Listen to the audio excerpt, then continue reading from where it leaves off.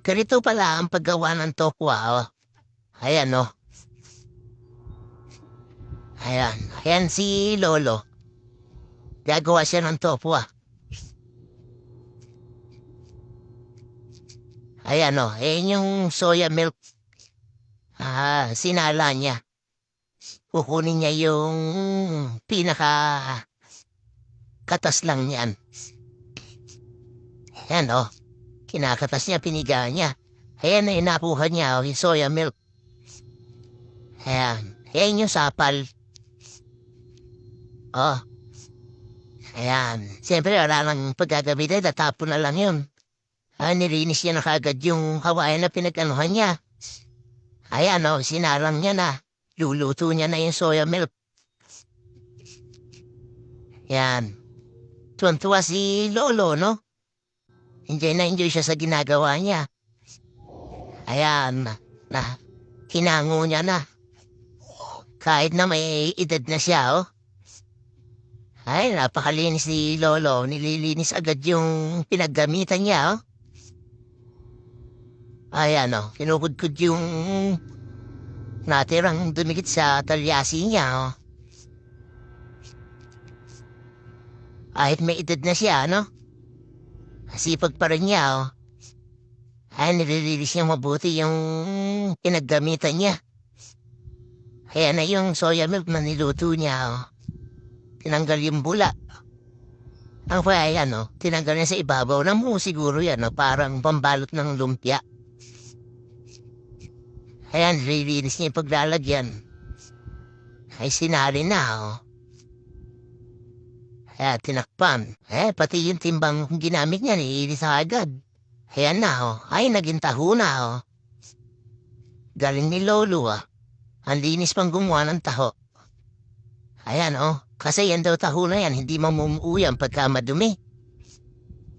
Ayan, hulmahan niya, oh. Ihahanda niya na. Ayan, nilagyan ng telang manipis, oh.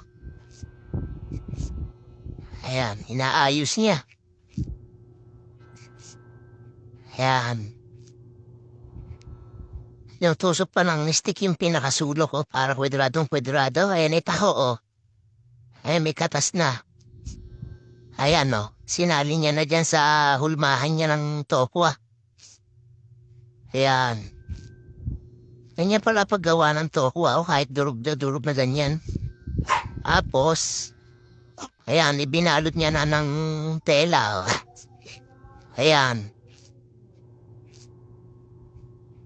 Ayan, tinakpan niya na ng kahoy, oh. Galing, sakto-sakto dun sa pinaka-hulmahan niya, no? Ayan, oh, dadaganan niya ng bato. Lakas ni Lolo, ano? Nabubuhat pa yung bato, oh. Bigat niyan.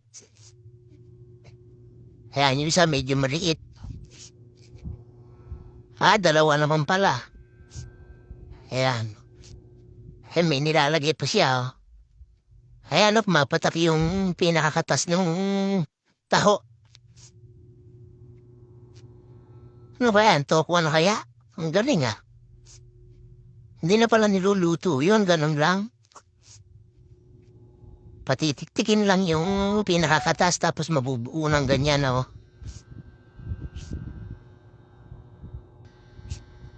Ganun pala yung paggawa ng tokwa. Ayan, oh. Ano po yung tokwa o tofu? Ayan. Ang galing, oh. Buo na. Tawa, masaya-masaya pa si Lolo, oh. Enjoy na siya sa paggawa niya ng tokwa. Oh, ayan, oh. Laki ng tokwa ni Lolo, oh. Hiwa-hiwain na lang siguro yan. Ay, nga, hinihiwa-hiwa, oh. Ayan. Ayan. Meron pa siyang pansukat, oh. Ayun. Ganun ang pansukat ni Lolo, oh. Oh, nahiwa na. Ganun lang pala yung paggawa ng tokwa. Akala ko niluluto yan pagka yung ginaganyan na. Hindi pala, iniipit lang. Ayan, oh. Dinagalan lang niya ng bato eh. O, ayan, nasa kaya dadal ni Lolo yan. Ayan, oh. Hiwa-hiwa na. Ay, hindi tubig. Di ba pag bibili tayo ng toko, nakababad sa tubig? O, ayan, oh. Nakagawa na si Lolo ng toko, ah. Oh. Ayan, binutas-butas yung plastic. Ayan, mukhang may bumili na, oh.